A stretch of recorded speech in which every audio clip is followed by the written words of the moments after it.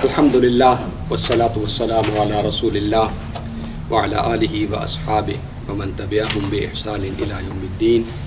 Amma ba'd, fa'udhu billahi minash shaitanir rajeem. Bismillahir rahmanir rahim.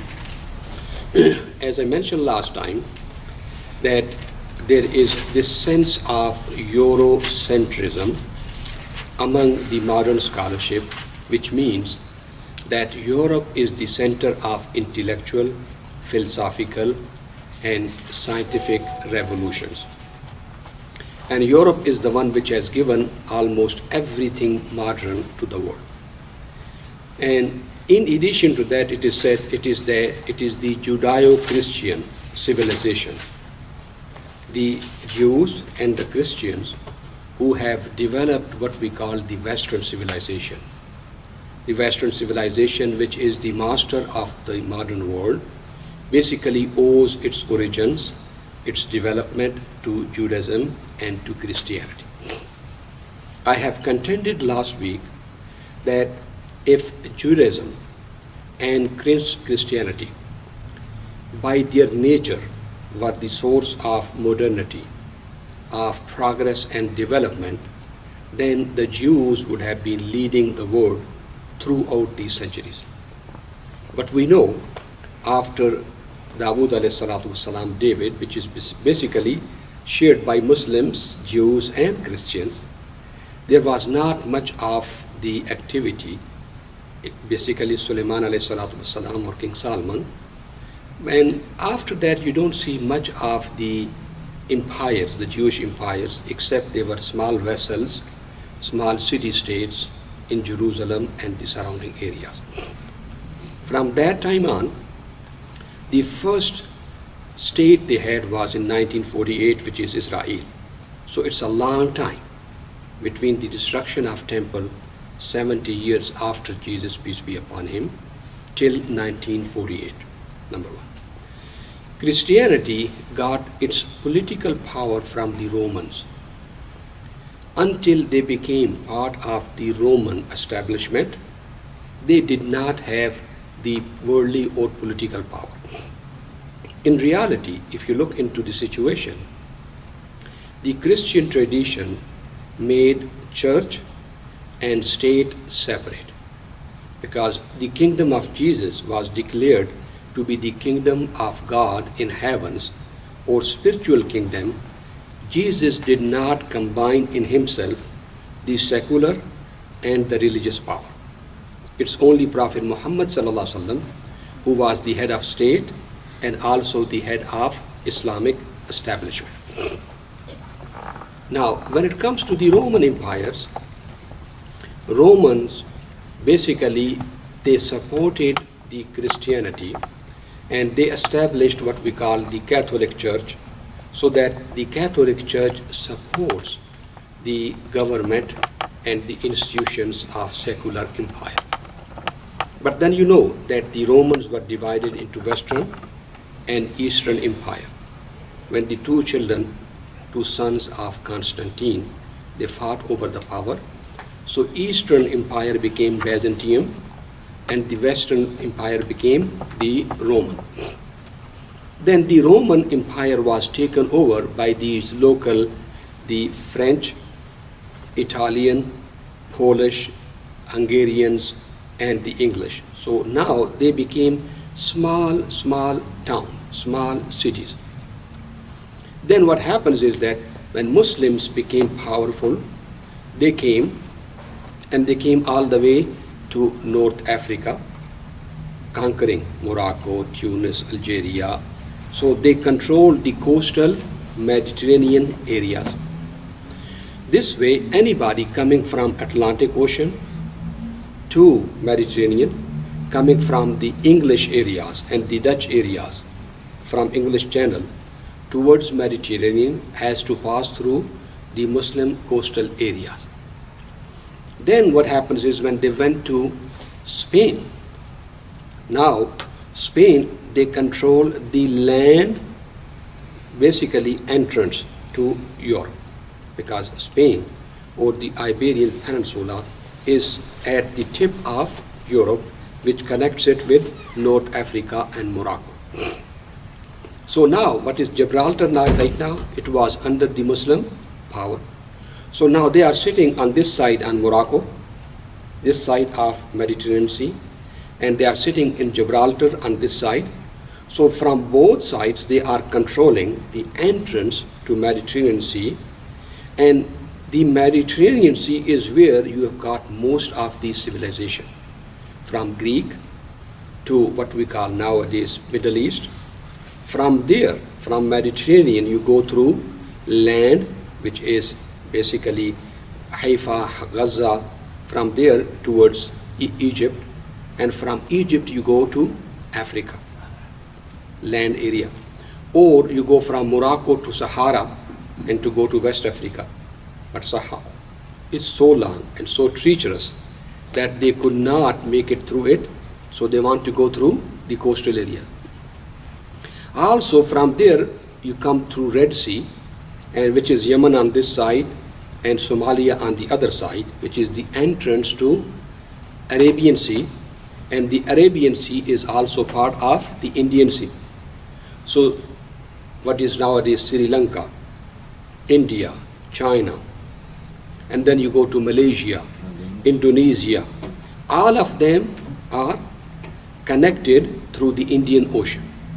So the entire world, which is China, India, Middle East, and then you have got what is Persia and this Central Asia, all of them are controlled, their entrance at least is controlled by the Muslim empire.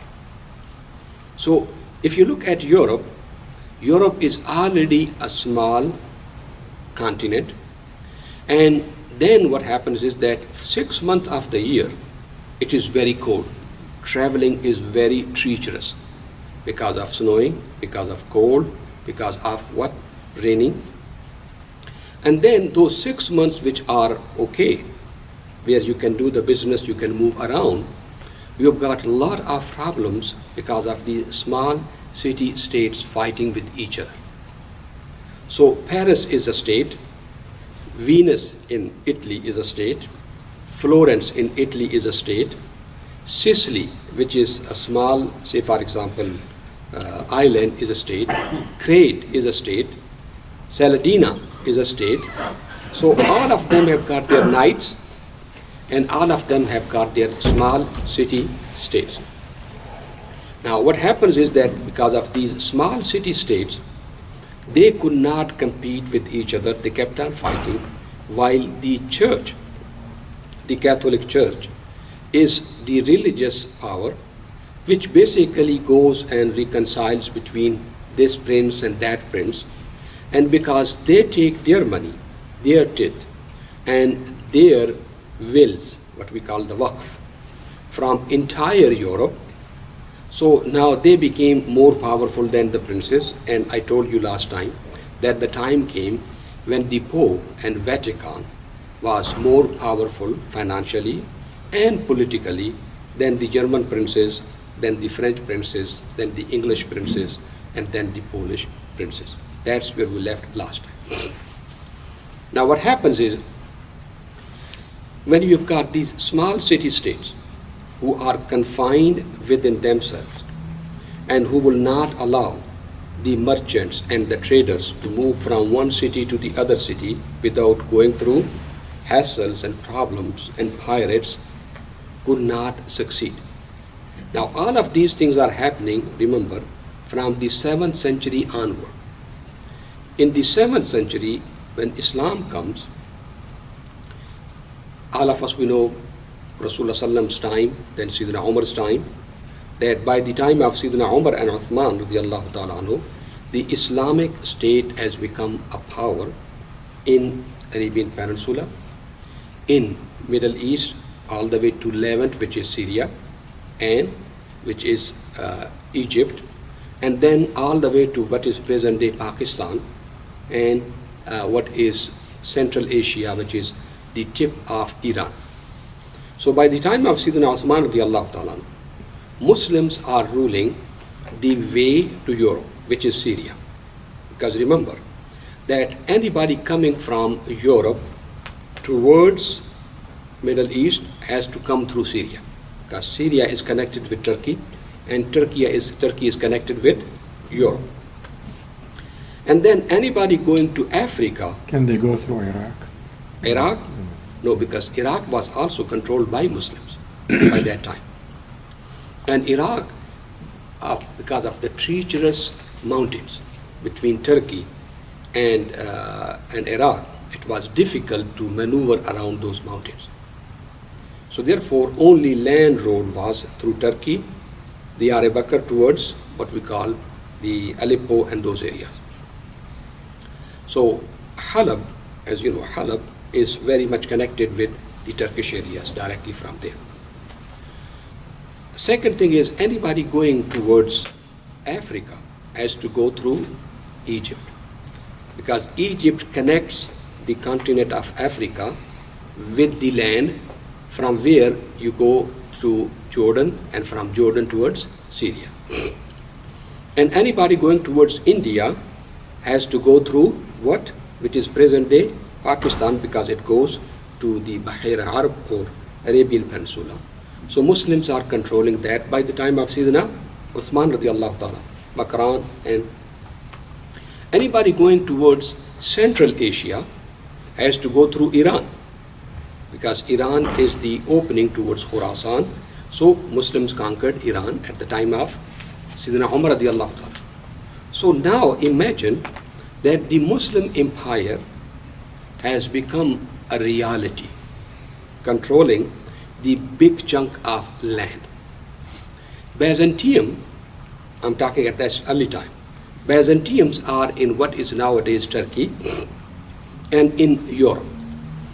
But because of their division between the Western Empire and the Eastern Empire, they are fighting with each other, and that's where the Eastern Empire lost Egypt, Syria, and the Persians lost, say for example, Persia to the Muslims. So now the Byzantium Empire has become even weaker. Now after that the Umayyads come. Umayyad go from Syria and they go and they conquer Cyprus, which is the entrance to Greece and Europe. So now what happens is that by conquering Cyprus, they are sitting in the middle of the Mediterranean Sea. So anybody coming from there has to pass through them. Because remember, at that time, the steamships are not there. There are not big boats. You cannot travel the long way without stopping at a place and taking food and taking energy resources to continue. So anybody coming from the English Channel, from the Dutch areas, from Italy, has to stop by in Cyprus to take some kind of rest, food, fuel, whatever is available there, and then go. So by the time of Amir Muawiyah radiallahu ta'ala, Cyprus is under the Muslim control. Then the Umayyad, now you know that they also control these choking points. So now they are controlling, they have become an empire. Then in the 13th century, actually starting from the 7th century till the 13th century, Abbasid is the largest Muslim empire. So Abbasids are basically controlling what I told you, that they are controlling all the way to North Africa. Then they are controlling the choke points, which is Yemen and what you call the Somalia. And they are the gateway to China, they are the gateway to India, and they are the gateway to Europe. And then when Muslims went to Spain, now Spain is all the way from the Iberian Peninsula's tip in the Mediterranean Sea to Alpine. Alpines are the high mountains between France and between Spain. So now remember, for the French to cross over Alpine, they have to go through Spain. For the French to take the Mediterranean Sea, which is basically, on this side of Spain, on this side of what you call the France, say for example, they have to go through also Sardinia and the Sicily area, which is under the control of Muslims. So, kind of, Europe is completely besieged by the Muslims from Spain, land, and from Cyprus, which is at the tip of Italy, and anybody wants to enter Mediterranean, they have to go through the Muslim empire, which is Sicily. And if they have to go through land or any other areas, Spain, it is what? The Muslims. Muslims also came and controlled southern France. From Spain, they came to southern France, and you know that the last, fight, which was very close to Paris, the river, which is, when Martel, or, he stopped the Muslims going towards Paris, that was very close to what we call the present day Paris. The other issue comes that from Sicily, Muslims are having close contact to these southern Italian states. Because southern Italian states, they are the tip to Mediterranean Sea. And they are also warmer than Paris, than Geneva, than Vienna, and then England. So what happens is that most of the European stuff comes to Italy, southern Italy, especially Florence and Venice, and from there they take the Mediterranean Sea.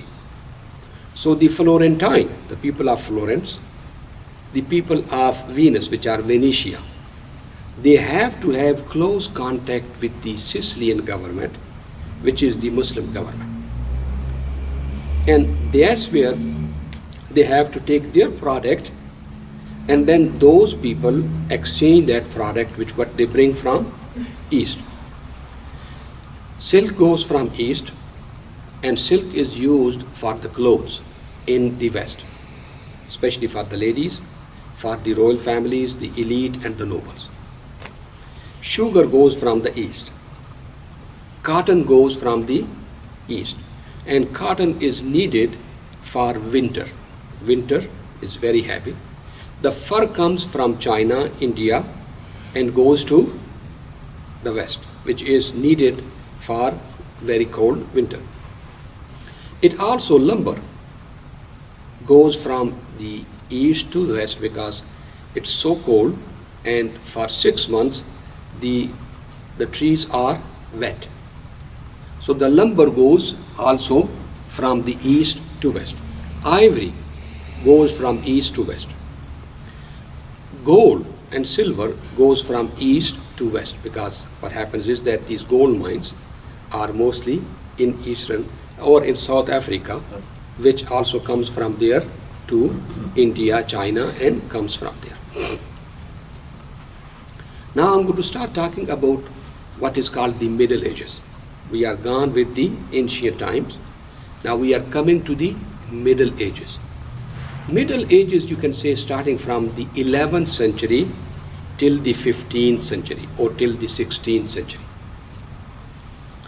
In the 11th century, you've got the Muslims in Abbasid power, even though they are kind of divided between the Mamluk, or like Egyptians, and then the Syrian government, Baghdad government, but Khalifa is accepted as the Khalifa of the entire Muslim empire. He might not have very much political control, but for the non-Muslims, they have to deal with the Khalifa. Now imagine such a huge power, and imagine the small city states. Over there you have got Baghdad, the capital. So you have to deal with the central government, which controls Middle East, Asia, and access to Europe, and also access to China and India. By this times, the Muslims have come and controlled India too, the Mughals. So now imagine, Mughals are controlling India, such a huge continent, and they are controlling what is nowadays Pakistan and Afghanistan. Persia is controlled by the Shia Safavids, or you can call the Buwayhid, all of whatever dynasty. And from Baghdad onward, it is all Abbasid. And even the Mughals and those people, they respect the Muslim leadership. They are not going to make a contract with somebody who's non-Muslim against their Muslim brothers or sisters. So internally, they may differ with each other, but for the external world, it is the Islamic world. Al-Khilafa al-Islamiyya, the Islamic Caliphate. Now, look at the situation now.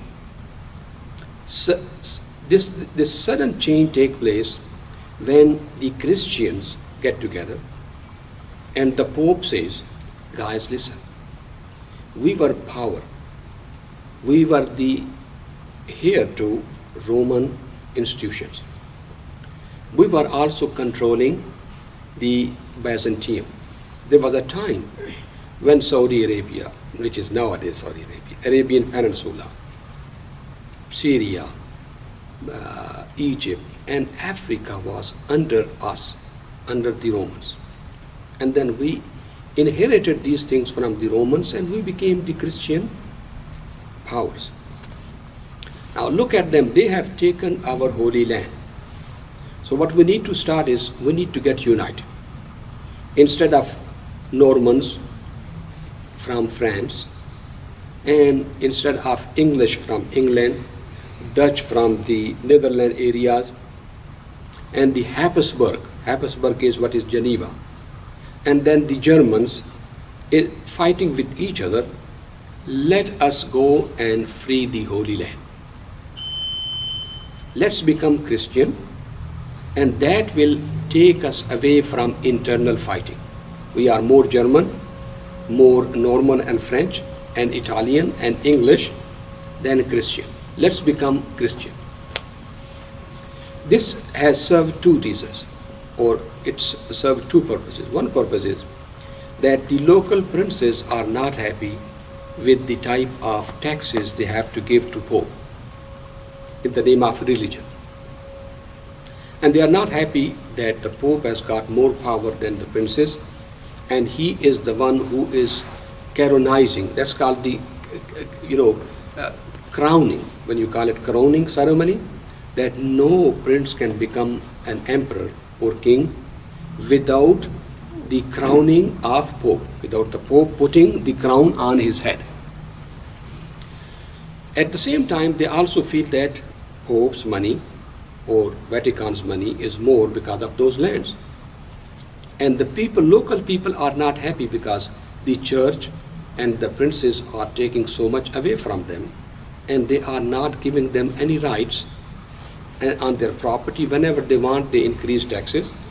Whenever they want, they take the property away from them. So now they start the crusades. So the French, they bring their people. The Italians, they bring their people. The Dutch, they bring their people. The English, they bring their people. And now they start basically going towards the Holy Land. So what was this joining call? They must all have to get together and say, okay. What was this call like when everybody got said, okay, well, I'll do it? Yeah, this is called the Crusades, or the unifying movement. So they all agreed? They all agreed with the Pope, especially the French and the Italians and the English, that we will supply the money, we will supply the weapons, and we will go towards Holy Land. So three routes are taken. One route is taken from the Mediterranean, which is from the French areas towards what we call the Trablus, Tripoli, and Morocco, and from there towards the Holy Land. The second route is taken from what we call the eastern coast towards Istanbul, which is nowadays, at that time it was Constantinople, and from there towards Syria. And the third route is also taken from the backside, from the Mediterranean Sea. So the Portuguese become part of it, all of them become part of it. Now, because of these issues, they went to the Holy Land and they control what we call the Jerusalem area, some areas of Syria, and then most of the areas which are going towards Turkey. These crusades, now they have seen sun, 12 months in a year, more agriculture, and this is the opportunity which is used to establish trade with the East. With all honesty, Holy Land was an excuse, but the issue was they were so tired sitting in that cold weather without having much of the business and trade. So it opened the avenues for them, and it took that kind of tax which they used to give to the Muslim states to go and do the business and freed their hand. So they started doing the business directly with the Middle East, with Syria, with Egypt, with China, with India. So that gave them certain leverage which brought them a little bit more money. Number one. Number two, by that time the Muslim empire has been in effect for almost 5 centuries. Remember, from 632 when Prophet ﷺ died, and these crusades which started in the 12th century. So you've got 5 centuries of what? Complete money, power, and centralization of government. So Muslims, they have sciences, they have money, huge castles, buildings, houses, civilization, culture. Why that culture has started and became so successful? Remember, Islam had an identity which is there's no God but Allah, Akhirah, morality, Islamic Sharia law. So what happens is that Islam allows Muslims to take human sciences and natural sciences from any culture they come from. So now, at the time of Sayyidina Umar, they took a lot of institutions and a lot of tools from the Persians, from the Byzantium Christians. Even the Dome of Rock, as you know, was constructed by whom? By the Byzantium architects, but under the Muslim influence. The concept of divan and ministries and postal services were taken by Sayyidina Umar from these Christian and from these Persian, and he said, Rasulullah ﷺ said, Al-hikmatu dalatil mu'min, that hikmah or wisdom is the last commodity of a believer. Doesn't matter whether it comes from Christians or Zoroastrians or Majus or Hindu, you take it because this is the creation of God. Second is the concept of this creation and revelation. So, as the Quran has said it, Inna fi khalqis samawati wal ardi wa ikhtilafil layli wan nahari la ayatin li ulil albab, that this creation is the book of Allah. You study it, you reach to Allah. Revelation is the book of Allah.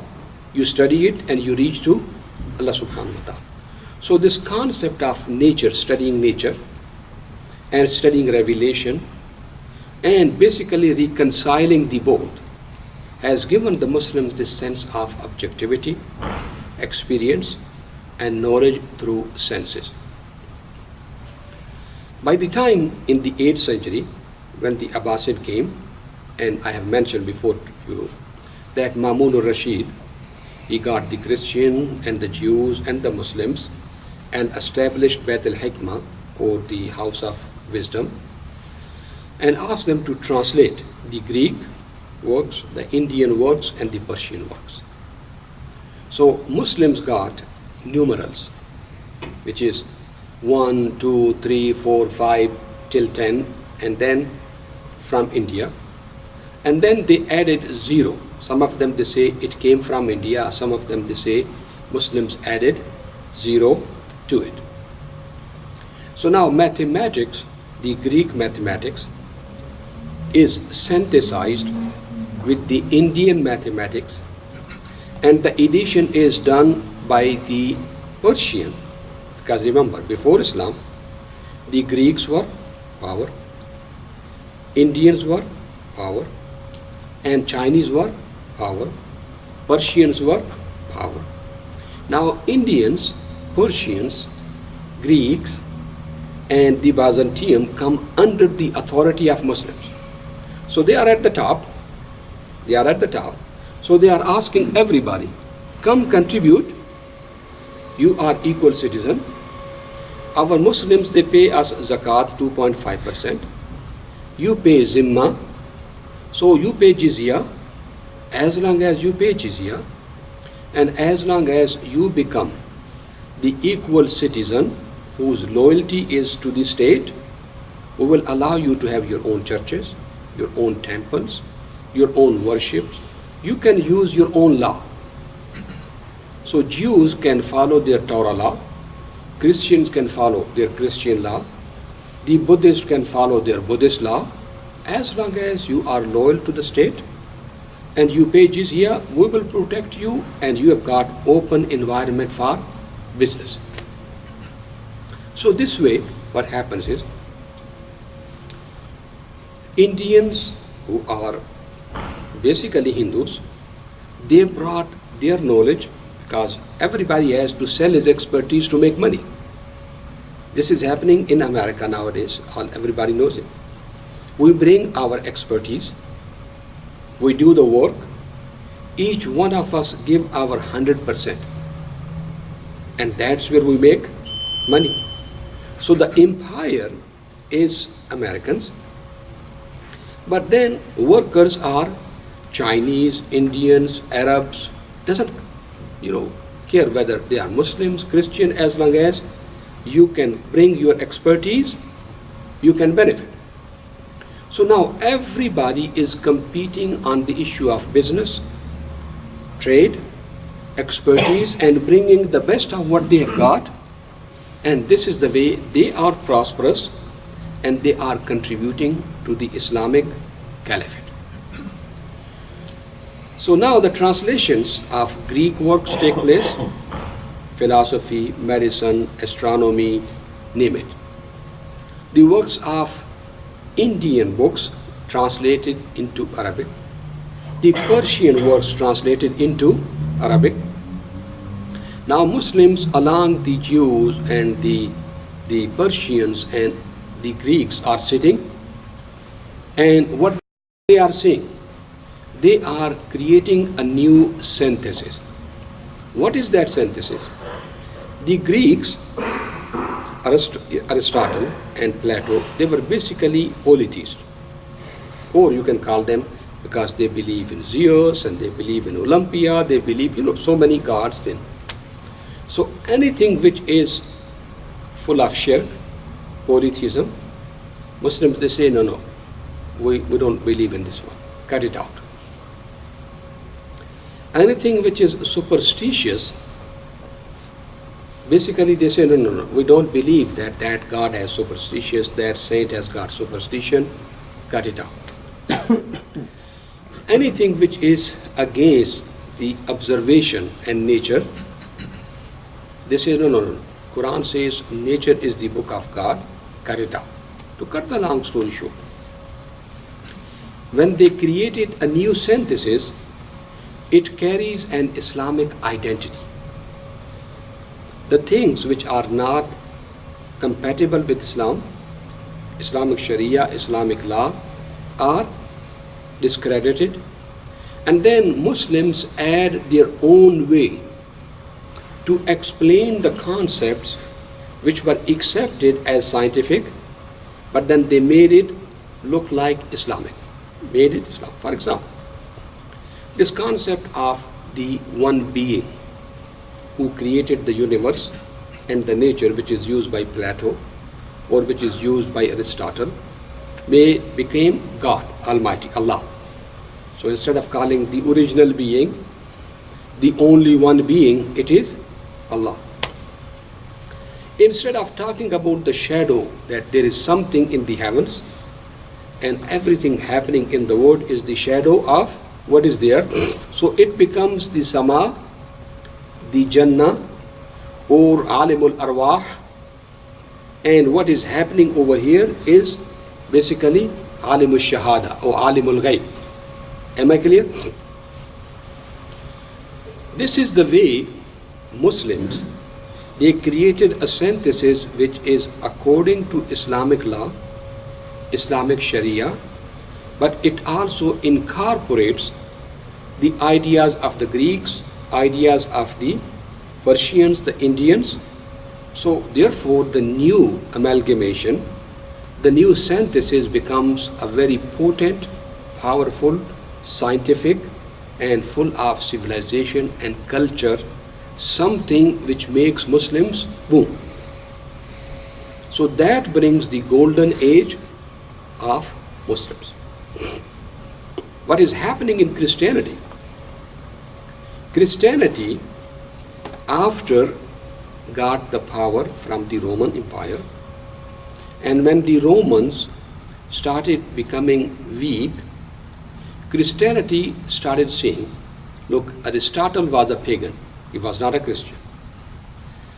Plato was a pagan, not a Christian. Galen, Ptolemy, all of these big names in astronomy and science and medicine, and they said their teachings are not according to Christianity. So therefore we don't allow them to be studied. Philosophy of Aristotle and Plato and all of those things, they cause skepticism, doubt. They make people atheist because there's no concept of Jesus, Trinity, and God through salvation. So therefore they say don't study. So therefore they actually went to the extent when they started putting more and more restrictions upon those sciences. Just study the New Testament, which is Bible. Listen to the church, because church speaks on behalf of God, and we are fine. So when people are studying science or they want to study philosophy, then they are punished. So the time came when Christians, when the church became powerful, it burned the books of Aristotle, Plato, and all of the Greek sciences. The problem was coming that the concept of this Trinity, where God is the Father, Son is the, Son God, Holy Spirit is there, it was very difficult to understand. Human beings will have questions about it. So they will use philosophy and say, reason, logic, it does not make sense. They will say, but the New Testament says it, because the church says it, and church speaks on behalf of God. Those people will say, use your reason, common sense, akal. It does not make sense that Jesus is at the same time Son. He is given the existence by God the Father. He dies, he worships God, but God never worships him. God never, dies on the cross. God the Father is not begotten or created by anybody. How could they be equal? Am I clear?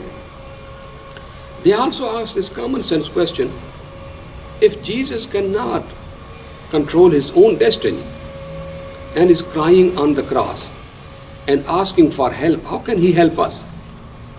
So those people, they say, don't use your logic. You are becoming philosopher. Don't use this philosophy. It does not make sense. To understand God, you have to trust God. So because of these issues, a lot of issues take place among the Christians, and that's where they keep on discrediting them as heretics. You are mulhid, this is bid'ah, this is kufr, and they keep on issuing the fatwas and killing them and excluding them. So this is the way some of the Nestorian controversy and Arian controversy took place in the 3rd and let's say 5th century.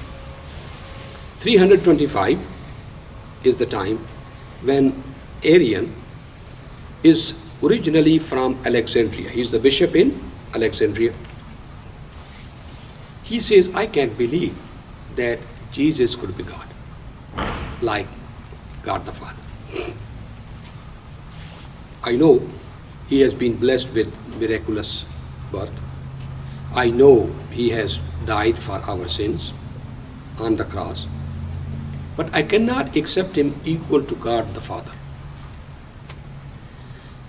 It seems that when he was born, he was not God, because he comes out of a human being. Then at the time of baptism, God incarnated in him. God halal ilah fi at that time. So God came into him because he wanted to accomplish salvation for us. He knew we human beings cannot attain our salvation because we come from sinful father Adam and Eve. So after that, God remained in Jesus, which is a second person in him, Logos. So outside Jesus is looking like man, but inside he is also God. So he died on the cross so that his death is the death of God. And then he went back to where he came from. He accomplished salvation, and after that Jesus became again a man. Am I clear? Because he cannot believe that God can be fully a man and always be a man. So therefore he says, Jesus was God made by Father for a specific purpose, which is to die for human sins. And he became God at the time of baptism, and then gave back his life and became a human being after he is done with his purpose. But Saint Athanasius, who is his rival in Alexandria, he says this is kufr. He doesn't believe God, Jesus is God. So that's where they give the fatwa of kufr and exile him to die in Sinai desert. Go to the desert, die over there. But then what happens is that the two sons of Constantine, they are fighting for power. So when they see that majority of the people say Arian was innocent, why he should have been sent to exile. So one supports him and the other supports Saint Athanasius, which is the church, basic church. So now they bring the Arian back and they make Saint Athanasius kufr. Give the fatwa. So now everybody says Jesus was not God, but was made God. So now this fight brings the Christendom into two sections. The Western is under one son, and the Eastern, starting from Turkey onward, becomes under the other son. They become Arians. Jesus was God, but was made God at the time of baptism, and then gave divinity back at the time of his crucifixion. The others say he was God from the beginning, remained God, and is still God. So according to Muslims, they're both wrong, right? Yeah. Yes. One is just. But the Eastern Christians were at least lesser mushrik because they did not believe he was God from the very beginning. Okay? They insisted more upon humanness of Jesus, and the Western insisted more upon the divinity of Jesus. So this way, then the Nestorian in the 5th century. Nestorian is the bishop in Constantinople. Constantinople is the capital. Now the monks, the monasteries around Constantinople and everybody is very much into love of Jesus and Mary and all of those kind of things.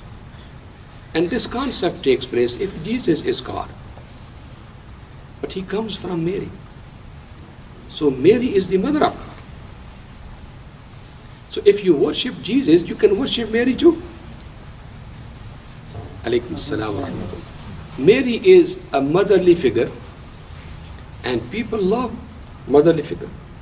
So if you need anything, you call upon Jesus, you get it. If you call upon his mother, you get better. So this way they started worshipping Mary.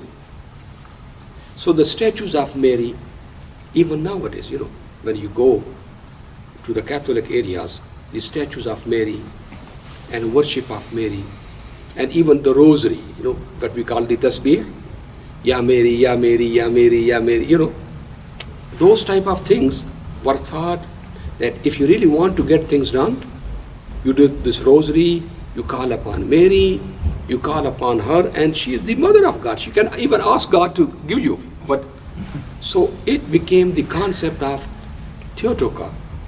Theo means God, Toka means mother. So they started worship of Mary. If you have gone to Beirut and you go to Junia Bay, you see even in the eastern part of Christian part of Beirut, there's a huge statue of Mary. That was built by the French when they came first time, because wherever they go, they construct this statue of Mary because she is the mother and her protection will protect the city. So this is where everywhere the worship of Mary was taking place, and Nestorian said, God, you cannot say somebody is the mother of God. Then she is the origin of God. She is going to be a bigger God than Jesus. So he says, no. She was the mother of human Jesus, not the God which was inside, because God does not have a mother and he does not have a father.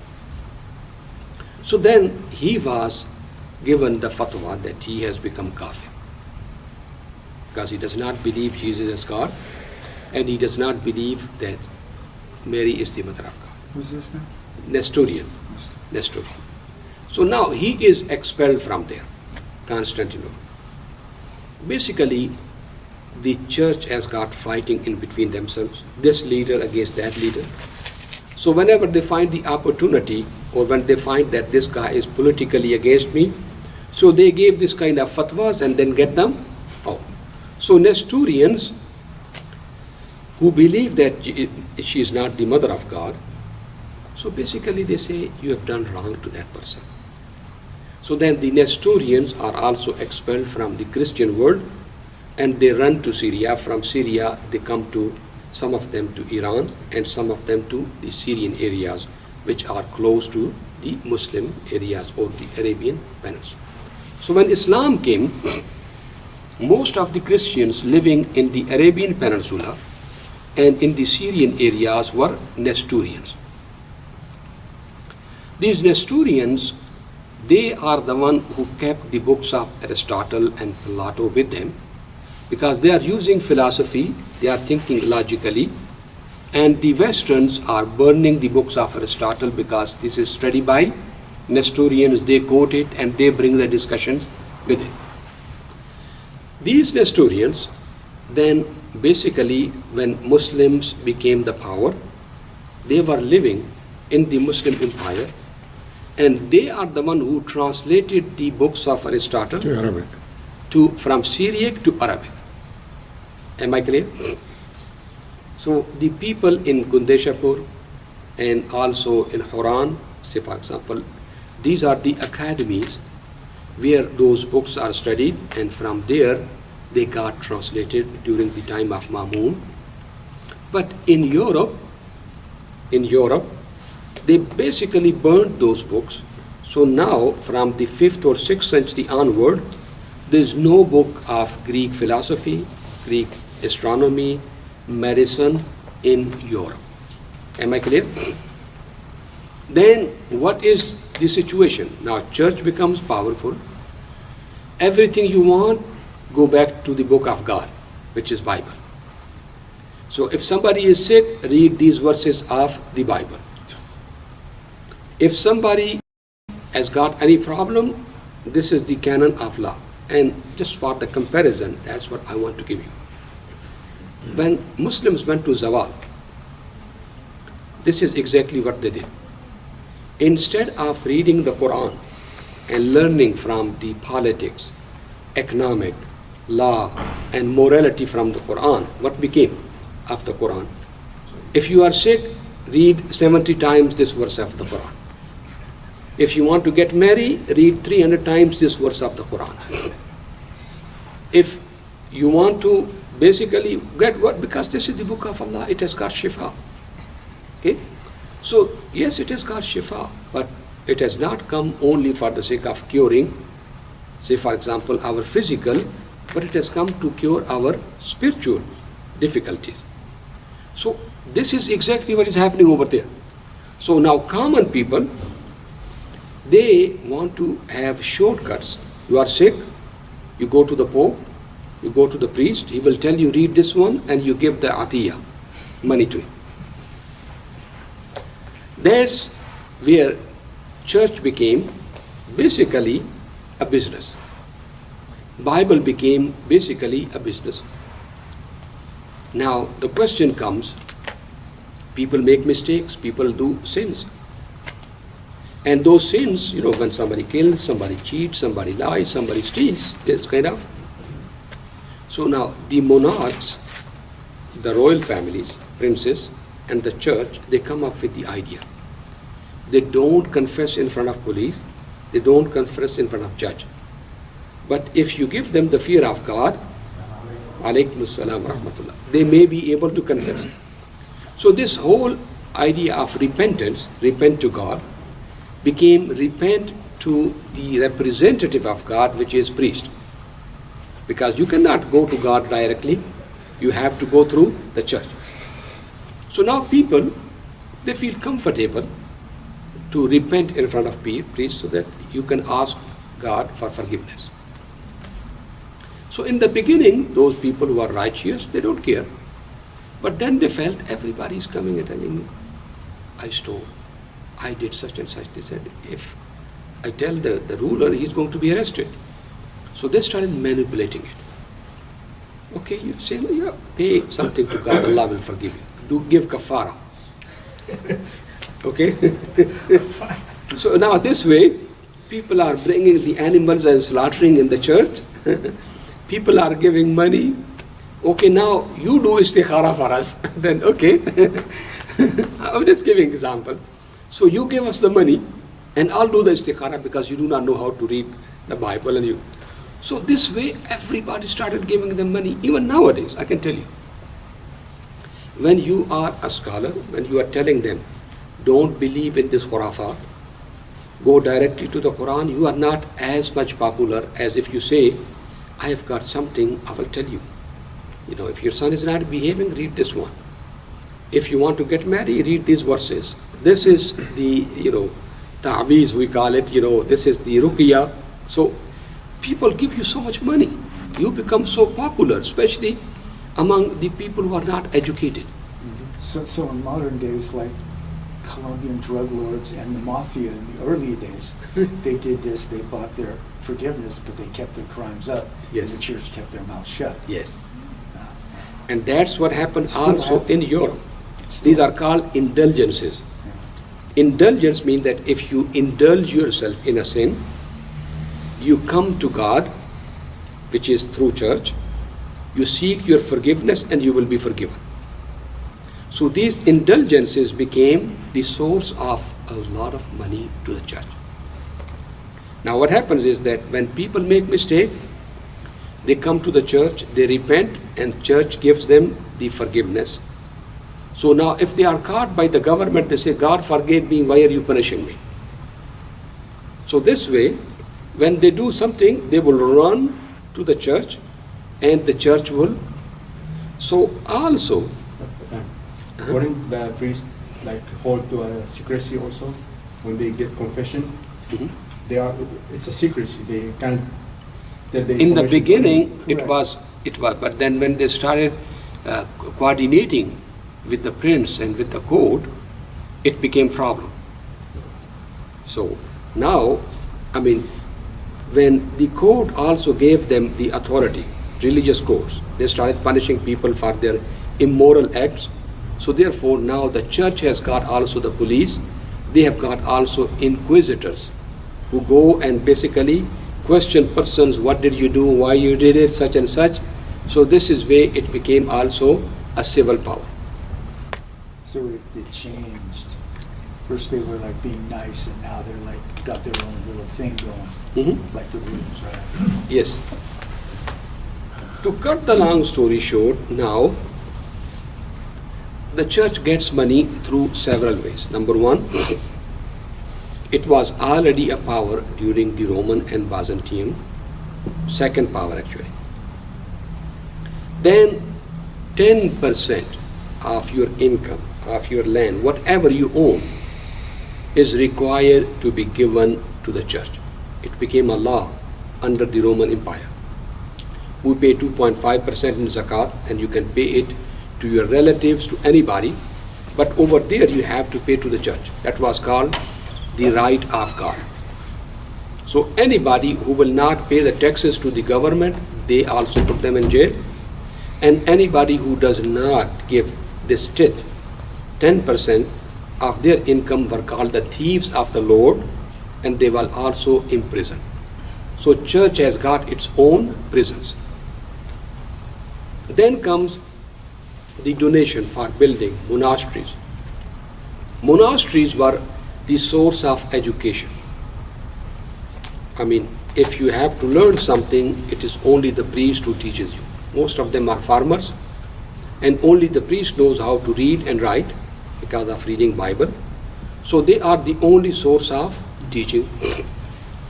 All the big schools and colleges in Europe, they started as theological monasteries. Oxford and Cambridge. Did debtors' prison come during this time or after? Which one? Debt, when you owe debt, they Yeah. put you in prison because it was like a circle. Yeah. And you could never That pay came it. that They'd came always keep you in prison. 11th, 12th, and 13th century. Later on. Later on. Oh, later, okay, forgive them. Yes. Then also people get sick. So this is, hospitals are also run by monasteries and by the churches, because Jesus came to care you. So as love, you have to care the sick people. So people donate for the poor people, as we collect donations for everybody who's suffering. So the churches collect money for that, for example. It was required, as we require that coming to Salatul Jummah is fard. I'm just giving you example. I'm not comparing it. Just giving you example so that it becomes clear to you. It was required that coming to Sunday service and coming to Wednesday service or coming to every evening, because there were 5 times daily prayers also in the church. And it was required that those who cannot make it 5 times, you come for Sunday services. So 99.9% people were there. As we have got mutawwas in Saudi Arabia and everywhere, that when the time comes for Salah, you close it. It was the same case. The church police was there to shut down the business, go to church On Sunday. on Sunday. So then what happens? I mean, people cannot close their business 5 times. So it started that, okay, we will pray for you, you pay the money. So it became that the priests will pray and he will get the money.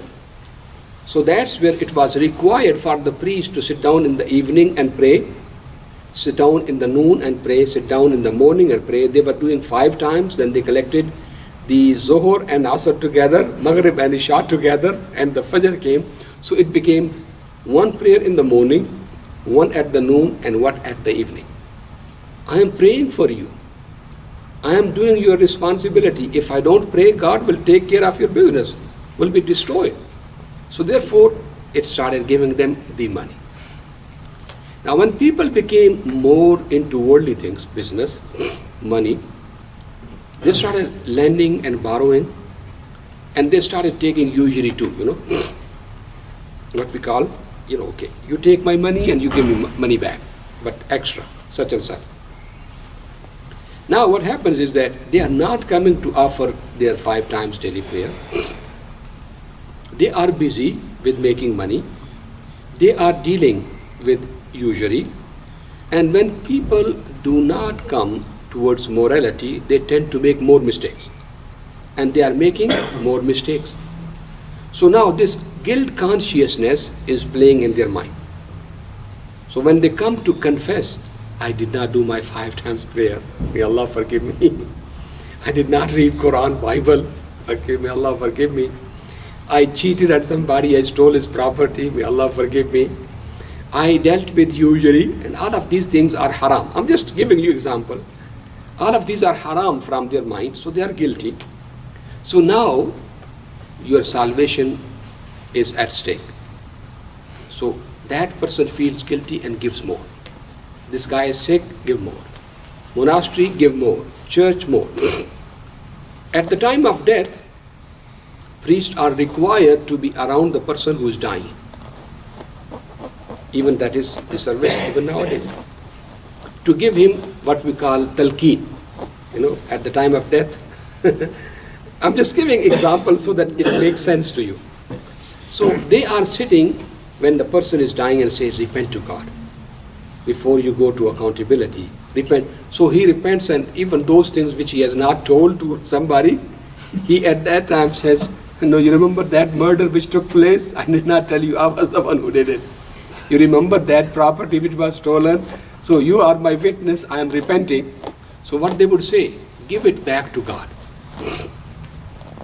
So that when you go, he does not have the hisab kitab from you, the accounts from you. So now people, at the time of death, they will say, okay, that property, I give it to church, I give it to Waqf, trust. So now, basically church has got so many lands, especially from the rich landlords, when at the time of death, they give it to church. So it became huge land owner in the entire Europe. Then issue came that popes and cardinals and bishops, they start living such a luxurious life that they became more powerful than the princes. Now princes do not have that much money as the bishop of the city, as the bishop of the area. So conflict started between the bishops, and then the bishops started supporting the princes to fight with each other. And that took the money away from them as well as from princes. So they started something new, which is called indulgences for the past and for the future. That you can get your past sins forgiven too. If you have committed something haram, something big, you come confess and the bishop will forgive your past sins. Then the issue came, they wanted more money. They said, we can forgive your future sins too. So now somebody comes and says, I want to secure my salvation. Okay, pay this much and we forgive you on behalf of God. Then Lifetime warranty. Lifetime warranty. Then this issue of purgatory came. Sorry? Purgatory, P-U-R-G, purgatory. What is purgatory? Yes, that when the people die, they cannot enter Jannah or paradise until their sins are cleansed. So in Barzakh, they are punished until they are clean. What? In the grave, after death. So everybody who is sinful cannot go and attain salvation through Jesus until he goes through the punishment of the hellfire, cleansed, and then goes to paradise. So then priest started going, man, I saw your father crying last night. Poor guy died and he had so much sins and he has not paid this due to God, which is church dues, and he did not pay this loan, and he was, zalim to this guy. So he is crying. He wants to go to paradise, but he cannot make it. What should I do? Establish this hospital for him. Sadaqah Jariyah. Make this church for him. Give the money to the church. So this is the way people started buying forgiveness for their died parents, forefathers, relatives. Purgatory was, explain this exactly. Even though I was raised a Catholic, they can never explain it to me. Is it like, it's the waiting period, is it like a hellish waiting period? Yes, yes. But it's not really hell. I mean, it is partial hell. Partial. Yes. That's what I thought they always tried to explain to me. Like, it's a miserable place. It's a very, very miserable place. It's like just like What part Muslims of, think of It's not as warm the as punishment hell. in the grave, like. yes, Like medium Yes. temperature. yes. Does it? Go ahead. Hell with It's air like conditioning. In Islam, like the barzakh life for this life is like for good people, it's not torture, and for bad people, it's torture. It is, or, yes. Or you do for sin, so it's part of heaven if you're good, and it's part of hell if you're. إما روضة من رياض الجنة أو حفرة من حفر النار. That the qabr is either the ditch of hellfire or it is one of the gardens of the Jannah. But you cannot buy forgiveness. It is only through sadaqah jariyah, through ilm yuntafaw bi, or the children making dua. Okay. Purgatory, does that compare to A'raf concept in Islam? A'raf is something which the people did not have enough goodness to go to Jannah and did not have enough to be punished. So they are not punished and they are not rewarded. That's A'raf. Purgatory is like our concept of the ditch of hellfire. You know? So therefore, The ditch. ditch of hellfire, the grave the is grave, considered, okay. yes. So now what happens is, people started buying the indulgences for their died parents, for their relatives. Now this concept of being sharif, or afindi, or basha, or being noble in the society came when people were landlords, when they were serfdom, when they have got this huge state. So this person is Fulan ibn Fulan. That belongs to this family, that belongs to this family. Why? Because he's a noble, he's a sharif, he is afindi, he is basha, all of those kind of things, titles are taking place. He is a knight, he is a lord, he is a landlord. So now people who make money through business, through shopkeeping, through those kind of things, they want to show, I am powerful too, I'm respected. And nobility comes only from the king, or it comes from the church.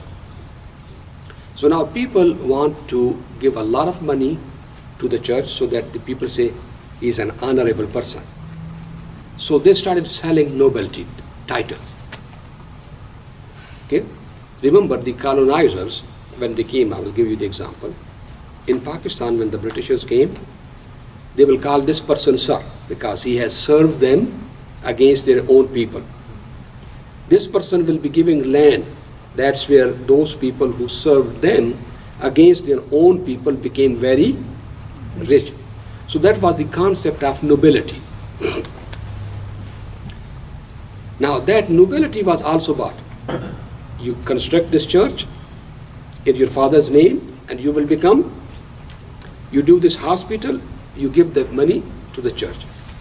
So this way, the church was becoming more and more money. But by the time they went to crusades, remember that military takes a lot of money. Feeding all of those people who are on your military takes a lot of money. Maintaining an occupation takes a lot of money. So even though crusaders, when they came to the east, they opened more avenues of business and trade and all of those kind of things, they made more money, but to contain, the Muslim armies against them, and to maintain the occupation, and to supply their army and garrisons, really made them lose a lot of money, gold, and they could not maintain it. Number one. Number two, that caused a lot of rift between them. The French did not get along with the English. English did not get along with the Italian. And for business, they started competing with each other. Am I clear? So now they have come as Christians, but even Muslims, when it comes to business, fight with each other. Ethnic groups fight with each other for power and struggle. So same thing happened over there. So now this is the problem starting. They started blaming the church, and the church started blaming them. You did not pay your due, you did not pay enough, you did not do this and that. Just take the example, just for the sake of example. America went to Iraq. The money was supplied by Saudi Arabia and Kuwait. Am I clear? Now, there was a time when $55 billion were written check by Saudi Arabia for, Iraq, say for example. Some was written by, or whatever is the situation. Those $55 billion put a lot of strain upon Saudi economy. There was a time when Kuwait did not have all of this flourishing taking place, and now Saudi Arabia cannot pay those billion for the second war in Syria or, for example. So what I'm trying to say is that this is the exact same thing. You take it, Pope was supposed to pay his share because he was having more money than local princes. And then he says, you did not do your job, you did not do your job. So there was a fight between them. There was a struggle on the issue of trade and business also.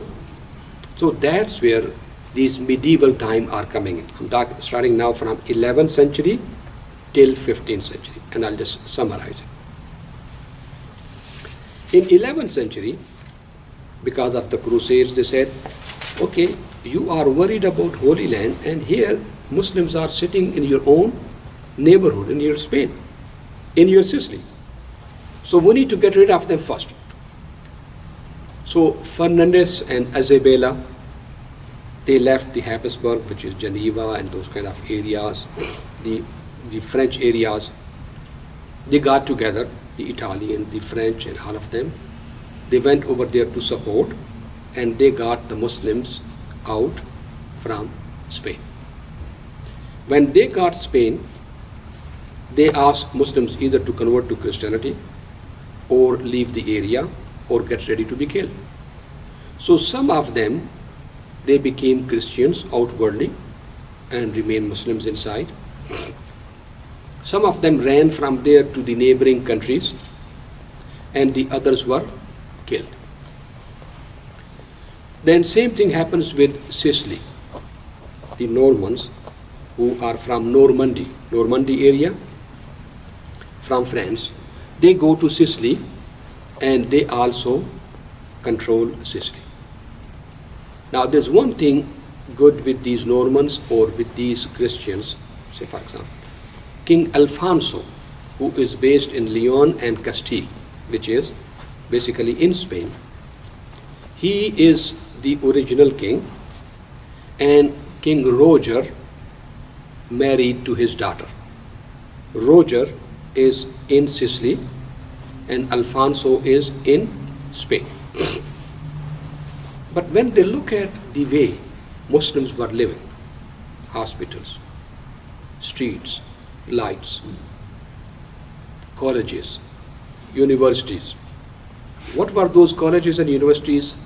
The colleges were 4-year of program to become a mufti or a qadi, which is bachelor degree. If you want to become the bigger qadi, which is the qadi of the city, you have to have 6 years of education, which is master degree.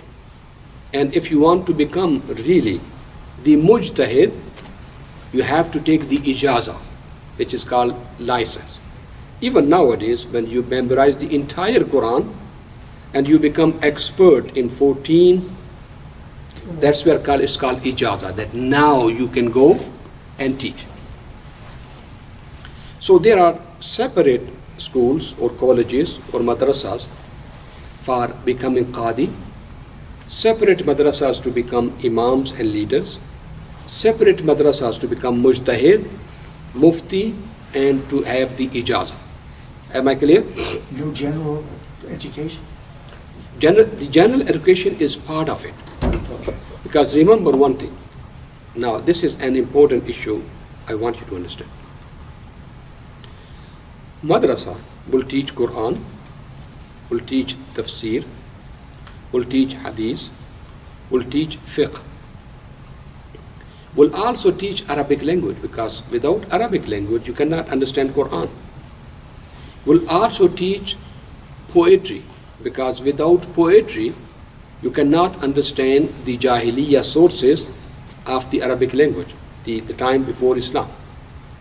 They also teach balagha, eloquence, because Quran is thought to be the source of balagha. They also teach khitaba, because you have to be the imam and the khatib. So khitaba is also part of, which is oratory, rhetoric. Then they also teach munazara, because these schools, the Hanafis do debate with Shafis, Shafi do with Malikis, the Mu'tazilites do with Asharites, and Asharites with the Murji'ites.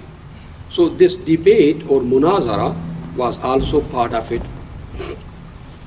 Logic or mantiq is also part of that religious education, because mostly it's the logic which is used to derive rules or to basically prove somebody right or somebody wrong.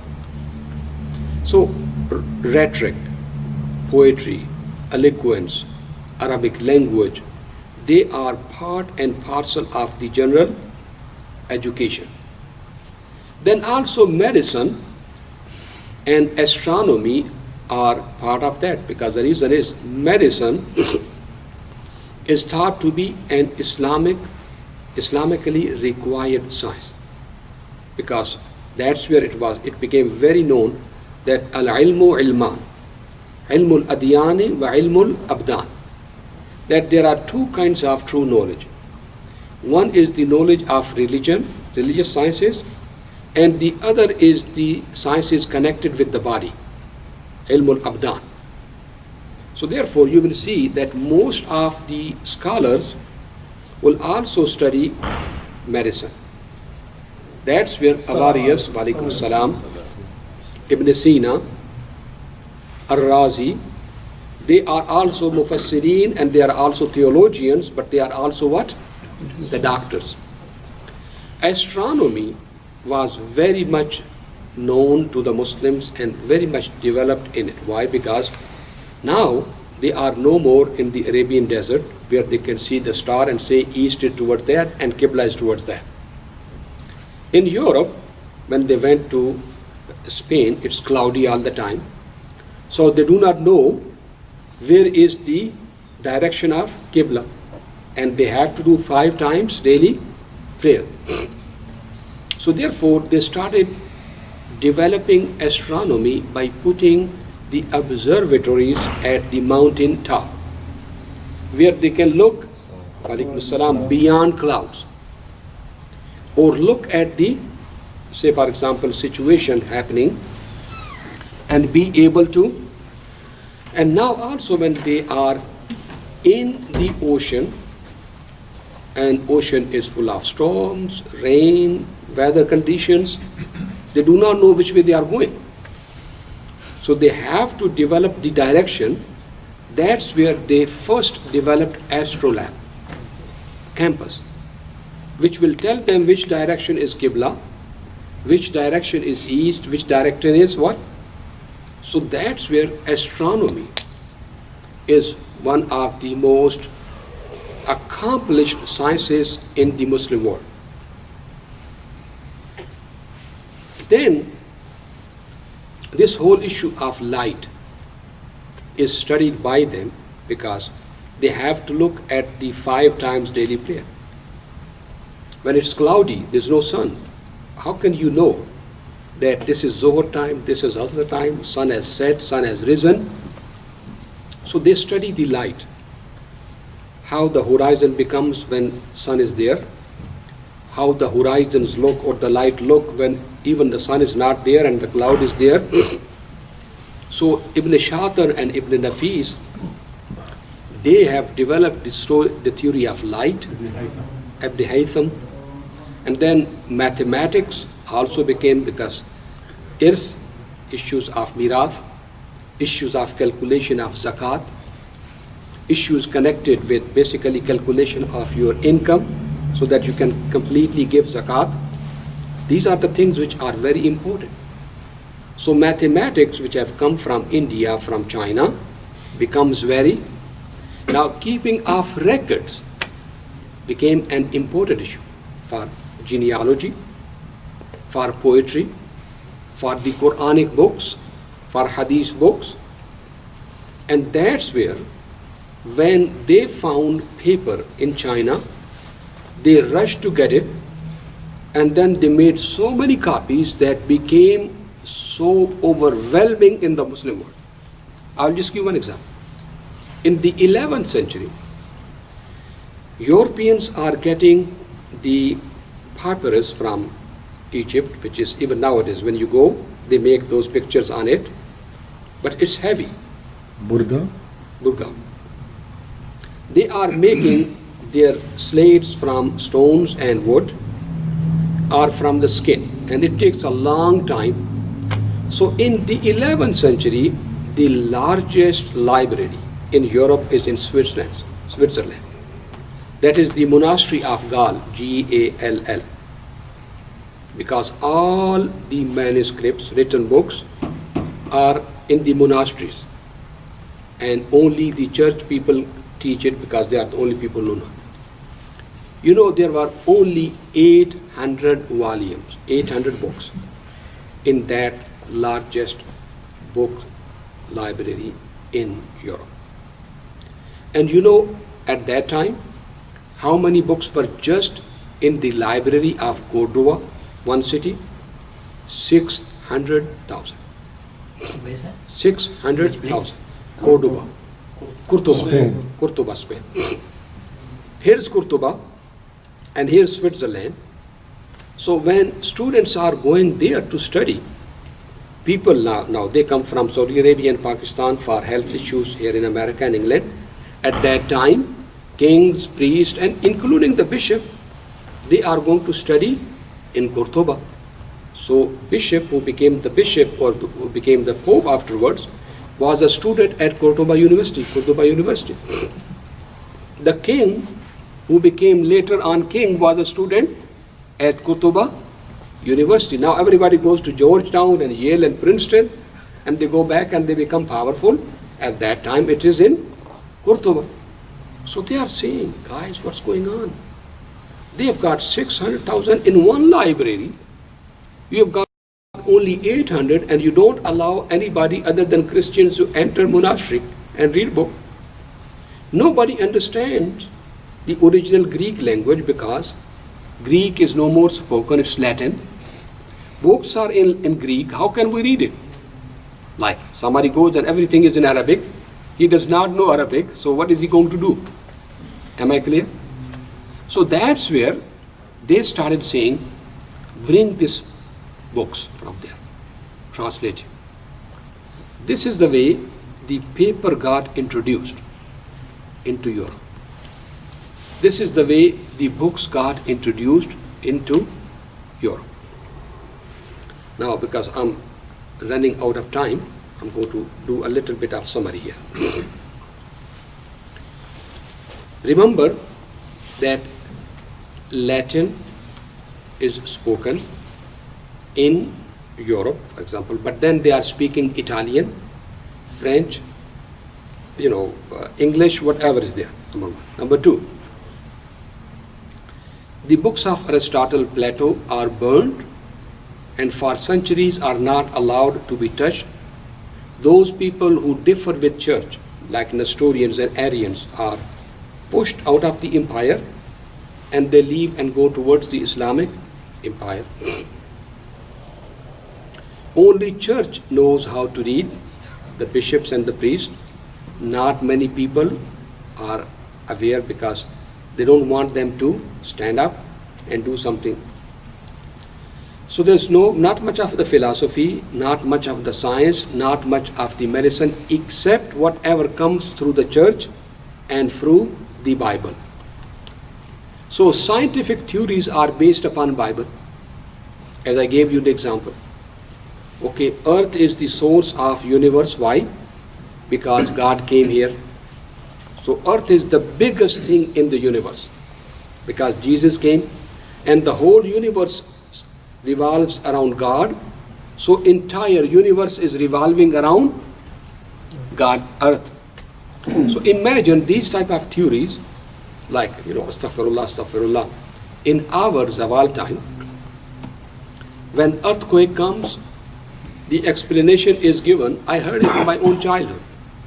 Earthquake will come and our grandmother will say, actually, this earth is standing on the horn of a bull. So when the bull gets tired, he changes the horn, so that's where the earthquake comes. This is the way, because when people do not have the scientific, rational, intellectual ways of explaining things, they make things easy for the common people, for the simple people. On the what of the bull? The horn? I mean, it is just like an nonsense, Yeah, yeah. but this was the way that earthquakes were basically explained. That the earthquake comes, that there's a bull, huge bull, who is under the earth, who is carrying this entire earth upon his horn. So when he becomes tired, he changes it. Okay, when the storms will come, or when the floods will come, we were told that there is a saint who controls the waters. And if people living in that area does not take care of that saint, or does not throw the bread when they are passing through the river, he becomes angry and he destroys all the crops because they did not give him his share. As my childhood, I remember that when we will go and pass over the river, my grandmother will throw some bread inside in the name of Sayyidina Khidr, because Sayyidina Khidr was thought to be the power, invisible. I'm just telling you. I mean, and then when I grew up and my father said, this is nonsense, all of this is bid'ah.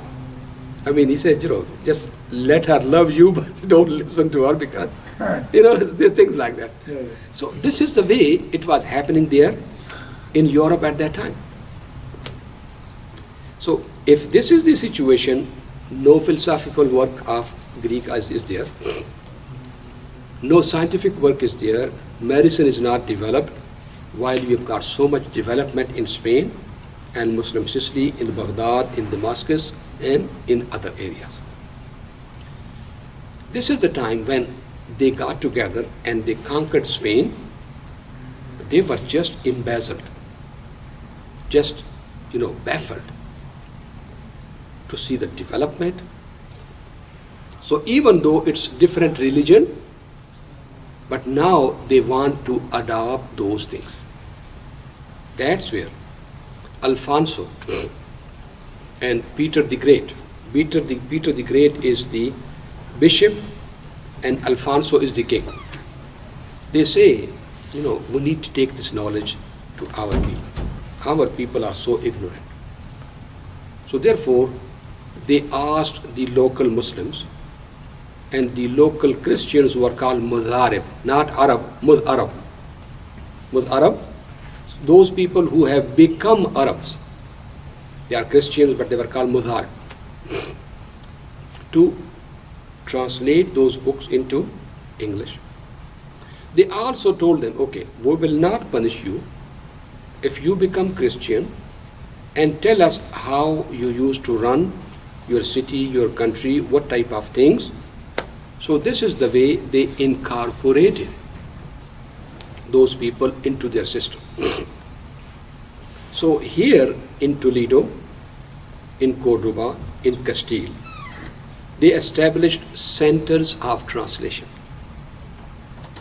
People from England, people from France, scholars from Italy, scholars from Germany went over there, learned Arabic language and Hebrew language.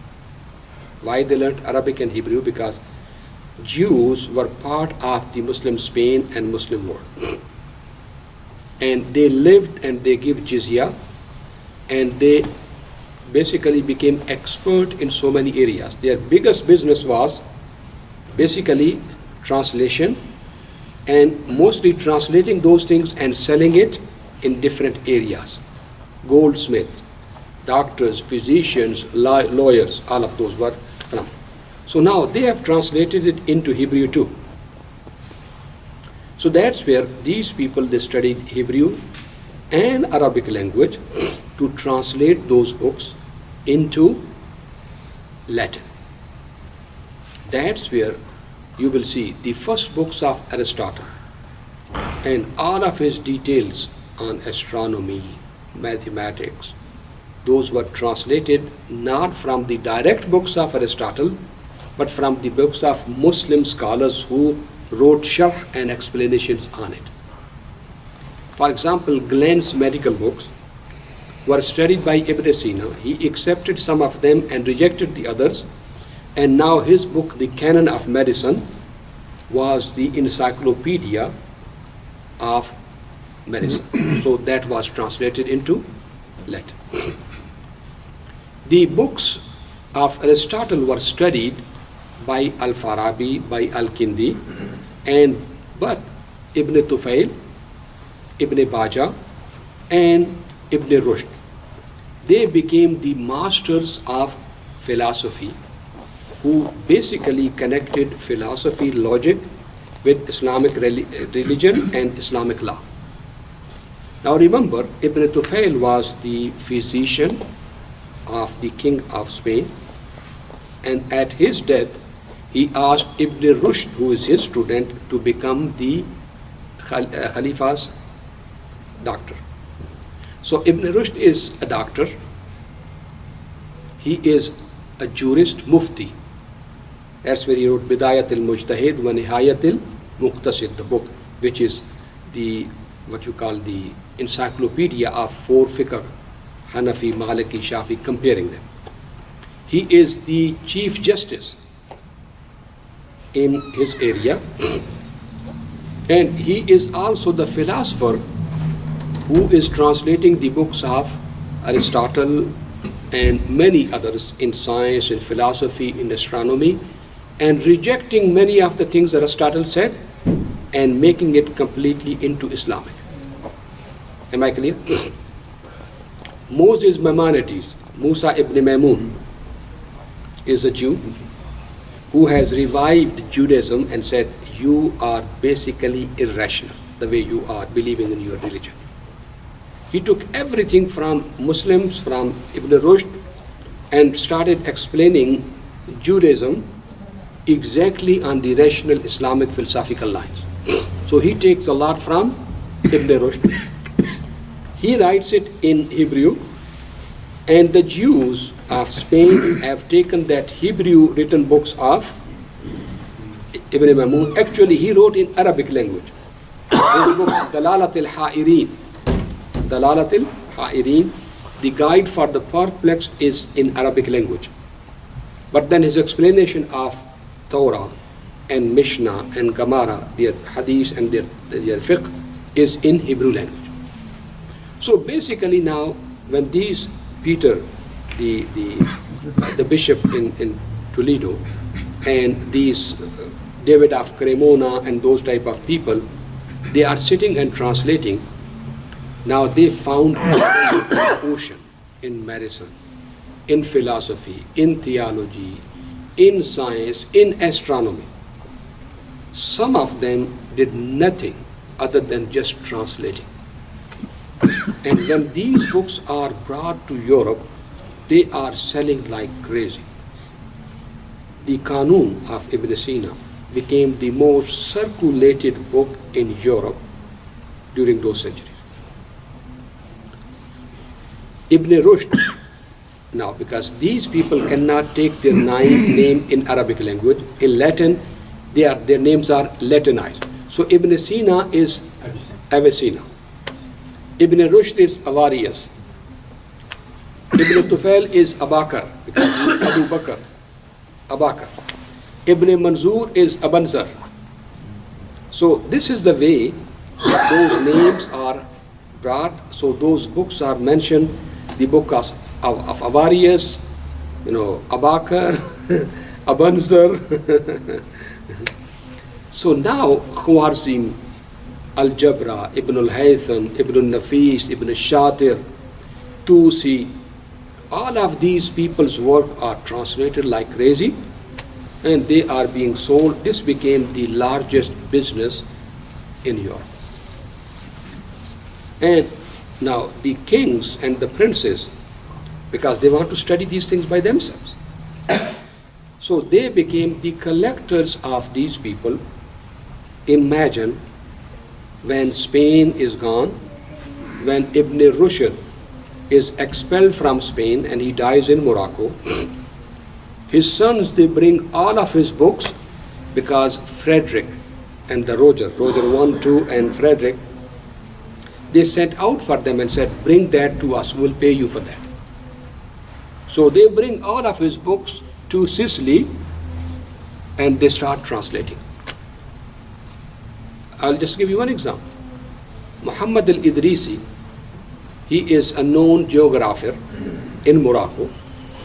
So Roger sends for him. Come, I'll make you minister. Make maps for me. Tell me how this ocean works. Give me the astrolabe, the campus, because I want to become a bigger king.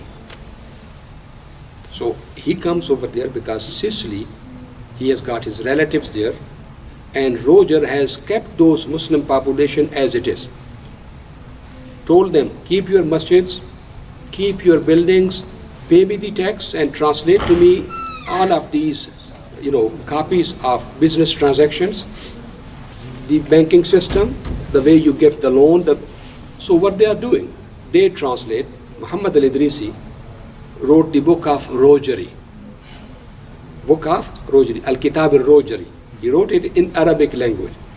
And then it was translated by somebody from Arabic to Roger. And then even the king started learning Arabic language so that he can learn it from. So this book of geography first time told them that on this side of the ocean comes Beirut and Cyprus, and from there you go this one. Here it is deeper, here it is what? This is the way you take it. And all of those things were based between on the Muslim trade which is going on for centuries. First time he said that our people have gone towards Americas. There was no America. It was called Bahr al-Zulumat. So mention about South America, and all of these dark lands. First time. Then what happens is that Roger I and II, they tell those Muslims, listen, tell us how you used to govern your institutions, how you used to collect zakat. So they put their tax systems based upon it. Muslims are putting these two together, and the kings are learning Arabic language to understand it in its original, and kings are becoming Muslim poets. Frederick II spoke Arabic language so much that when he went and talked to the Khalifa Al-Kamil in Jerusalem, the Khalifa is astonished that this guy speaks Arabic better than me. He is the king of Sicily. Now I'm going to leave you with one incident here. The Crusaders are going, and I'm talking about 12, 15, something like that. King Roger II, he doesn't believe anymore that the Pope is authority. He says these are bullshit, corrupt people. He doesn't believe in most of the Christian dogmas because he is living with Muslims and ruling them. He starts asking question, how could Jesus be God? So the Pope expels him, excommunicates him. He is no more Christian. He is more into Muhammadan ways than the Christian ways. So now he wants to prove, because he is excommunicated and the Pope is taking all of the Crusaders. So he says, I'll take my own crusade and I'll go and conquer Jerusalem. He goes. He 5 months stays outside Jerusalem and does not attack like others. Negotiates with Caliph Kamil and basically says, okay, what we want is the access to the Church of Holy Sepulchre and Nativity, the churches. You keep Masjid al-Aqsa and the Dome of the Rock, control it, just give us the access and to our pilgrims. So Khalifa agrees for a truce for 10 years. And let me tell you, now the Khalifa is in Egypt. He asked the Qadi of Nablus, his name is Shamsuddin, Qadi Shamsuddin al-Nabulsi, to receive him. So he receives Frederick, he takes him and he gives him the key of Holy Sepulchre, the Church of Nativity, the Christian sites. And the king says, I want to spend the night in Jerusalem. He spends the night, and the Qazi says, because he is a Christian king and he has come as a power, so he tells the Muezzins, don't call the Azan for Isha and especially for Fajr, because it may wake up the king who is sleeping very close to Masjid al-Aqsa. In the morning, King Frederick, he calls the Qadi, he says, what happened? He says, what? He said, nobody called the Azan. Qazi said, I stopped them from calling the Azan because I said, it will wake you up, it will bother you. He said, but I spent that night in Jerusalem to listen to that Azan, because I have not listened to that Azan for 5 months, which I used to listen to in Sicily every day from my childhood. And I love the way Muslims call the Azan and wake up and worship God.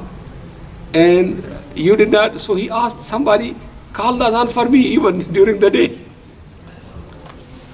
I'm just telling you how those people in Sicily and those who came from Spain, they had so much closeness to Islamic culture, to Islamic sciences, and how much they were influenced and impressed by the Muslim way of handling these things.